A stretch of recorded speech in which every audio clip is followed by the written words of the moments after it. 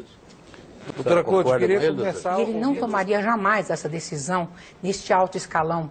E ele não precisa da Rússia e do Irã como apoiadores ou não para essa questão, porque ele não mataria o seu povo. Vejam, senhores, nós estamos falando de armas químicas. Essas armas químicas foram, na minha opinião, se vocês querem saber, foram feitas por um terceiro elemento. Não foram os rebeldes sírios, não foram os sírios do governo, foi um terceiro elemento, que pode aí estar o Mossad, pode estar aí o Jabhat al-Nusra, pode estar aí o Pentágono americano, pode estar aí quem vocês quiserem. Professora, um terceiro elemento e não um segundo povo? elemento. Porque nós temos dois elementos, se nós vamos considerar que nós temos os rebeldes sírios de um lado, os sírios, não do Jabhat al-Nusra, e temos o governo sírio com seus soldados defendendo o seu governo e defendendo o seu povo, porque é o povo da Síria que chama eles. Quem chama os soldados do Bashar al-Assad é o governo. Acabou de ter um ataque agora, neste momento, não tem 10 dias, no Crac de Chevalier. Quem conhece a região sabe que é uma região totalmente de cristãos. Morreram 35 cristãos massacrados pelos rebeldes da Frente al-Nusra que estavam dentro do Crac de Chevalier. Desceram e metralharam eles. Desceram de lá de cima e metralharam eles. Isso não foi com gás, foi com metralhadoras. Cristãos, por que introduzir? Ontem eles entraram em Malula e simplesmente pegaram as suas... e começaram a metralhar todo mundo dentro da praça de Malula. Malula é um centro cristão, né, que para nós é sacro. Malula e Saidneia são duas regiões sacras para nós. Onde Jesus passou, nós desconfiamos. Onde São Paulo esteve, nós não podemos jamais pensar que frente ao Nusra entre lá e mate os cristãos de lá. Doutora Cláudia, quando a senhora vê as imagens, as que a BBC divulgou, as outras anteriores, mostrando crianças tremendo, com sintomas claros de intoxicação por gás sarin, como é que a senhora entende aquilo? Eu queria saber mais. A senhora falou, Bashar al-Assad não mataria o seu próprio povo, mas já matou centenas de milhares. Eu vou com dizer, armas, então, com armas vamos lá. convencionais. Primeiro, eu quero te dizer o seguinte. Nós temos uma grande desconfiança de mais de 300 crianças que estavam em Latakia, estão perdidas em Latakia, os pais perderam essas crianças e foram encontradas dentro de um refrigerador com gelo. Passou na internet de que essas mesmas crianças são as mesmas crianças e as fotos que foram do gás sarin. Foram as mesmas fotos colocadas de um lado e do outro. Você tem a manipulação da mídia feita pela Al Jazeera, pela Al Arabiya, por vários vídeos de TVs, que nós sabemos muito bem que passa pela internet. Eu me pergunto até por que eles fazem o que fazem. Aquele homem que pegou e abriu o peito do outro e comeu o coração dele, que todo mundo viu na internet, por que alguém faz um negócio desse? Faz porque eles cobram por cabeça, senhores. Essas pessoas são pagas, são mercenários, pagos para matar o povo sírio, de uma forma atroz, para fazer com que a comunidade internacional interceda e venha e entre. Acontece que, por enquanto, o Bashar al-Assad está defendendo seu povo Professora, sírio. Aliado com o Hezbollah. Aliado com a Hezbollah. Eu não digo que a Hezbollah não tenha entrado para dar aliança ao povo sírio. Por que não? Professora, não tem anjo nessa guerra. Não acho que haja Agora, anjo nessa guerra. Ninguém acha que tem anjo. Ninguém está defendendo eu acho que os o que tem rebeldes. nessa guerra é muito gás. Obviamente tem sido O que extremamente... tem nessa guerra é muito gás e não é Mas sarin. isso não santifica. A impressão que dá é que a senhora quase considera o ditador Assad como um santo. Primeiro, para mim, ele não é ditador. Para você é ditador. É ditador a porque não imprensa foi internacional, não foi eleito. Ela diabizou o Bashar al-Assad, não é de hoje, de 2003, quando ele não aceitou entrar na guerra contra o Iraque. O pai dele, em 91, entrou. E matou um monte de gente também. Quem? O pai dele. O pai dele matou 2.000 pessoas, conforme relatório do Pentágono. 40 mil. Fala-se de 20 e de 40. E o relatório em inglês eu te passo, Boris. Vou interromper uma vez mais, quero agora mostrar para vocês o... Que é o caso de Hama que está se referindo. Havia uma convivência ali razoável, menos com relação ao Irã. Porque, por mais que Israel estivesse mais ou menos confortável com o Bashar al-Assad no poder, o Irã ali do lado e o Hezbollah. Mas é muito estranha essa questão do Irã. Por que não é permitido ao Irã ter armas nucleares e é permitido a Israel ter armas nucleares? Eu não entendo. Vocês sabem que se agora acontece um abalo sísmico, aquela região desaparece do mapa? Por um abalo sísmico. simplesmente... E essa análise foi feita por um sírio durante uma palestra que eu assisti em Damasco, quando a gente discutia a questão de, eu acho que um meteoro que viria, não sei o quê, em 2011, eu não lembro mais, mas era 2011, fevereiro de 2011, eu estava na Síria, em Damasco, e eu assisti essa palestra. Ele falou, é muito pior que aconteça um abalo sísmico, né, que pode destruir realmente toda a região, do que realmente acontecer de alguma coisa do planeta, do céu descer sobre a Terra. Portanto, a minha preocupação são muito mais as armas químicas, as armas nucleares israelenses, do que as supostas e possíveis fabricações de armas nucleares iranianas. A doutrina militar que ela não israelense... consegue conceber a ideia da construção de um Estado palestino do lado dela. É tão atípica que ela não tem fronteiras seguras e ela não tem na Constituição dela quais são os seus limites geográficos. Por quê? Porque ela não tem limites, é um país sem limites. Ele nunca aceitou nenhuma das condenações da ONU no Conselho de Segurança ou fora dele. Nós estamos ainda aguardando qualquer dia que Israel ainda aceite um Estado palestino, a volta dos refugiados, Jerusalém como capital da Palestina, entende? E a volta das fronteiras de 67. Por que Israel se considera um país acima da lei? Por que ele pode sim ter armas nucleares? Irã não pode. Ele pode sim fazer o ataque que ele quiser, né?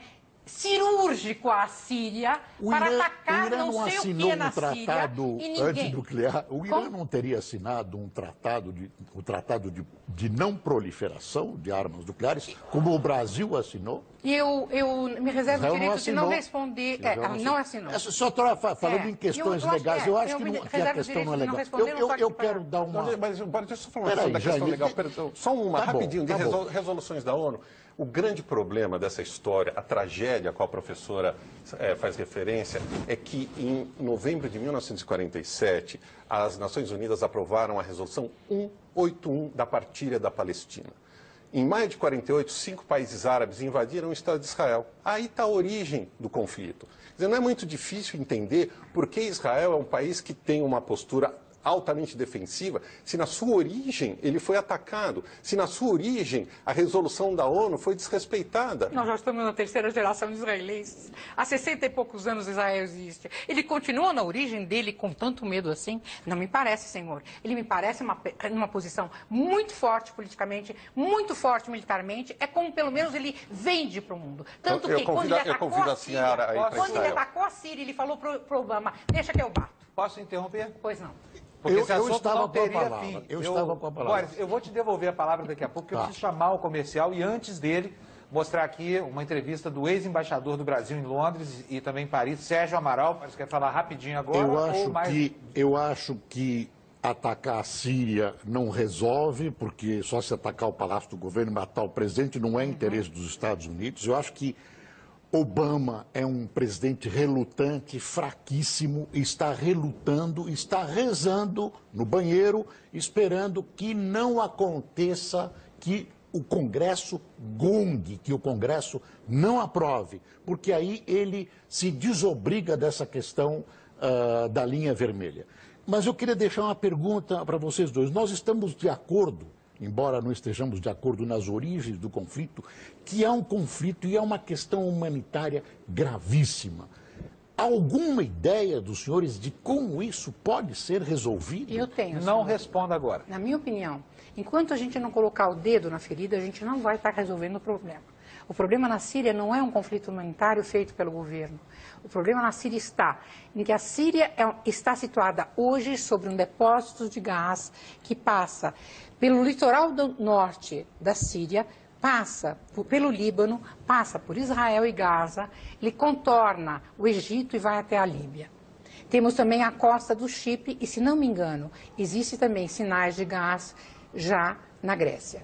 Outra coisa, a bacia que tem entre o Kuwait, o Catar e o Irã, esta bacia dividida pelos dois é que gerou o conflito. O que acontece é, por onde vai passar o gasoduto? E por onde vai ser a saída? Se a saída vai ser Israel, se a saída vai ser a Síria ou se a saída vai ser a Turquia.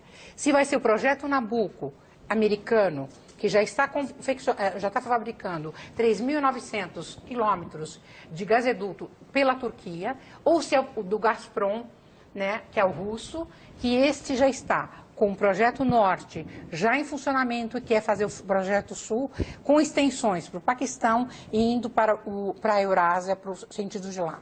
Parece que neste momento a Rússia ela está com mais cartas na manga do que está realmente os Estados Unidos, porque ela conseguiu fechar vários pacotes de atendimento do gás, e a passagem do gás é que está em jogo hoje, senhores. E mais do que isso, enquanto a Arábia Saudita não tirar a mão e parar de pagar os rebeldes, que ela chama de rebeldes e que na verdade é frente ao Nusra, que mata e estupra mulheres dentro da Síria, a sangria na Síria não vai parar.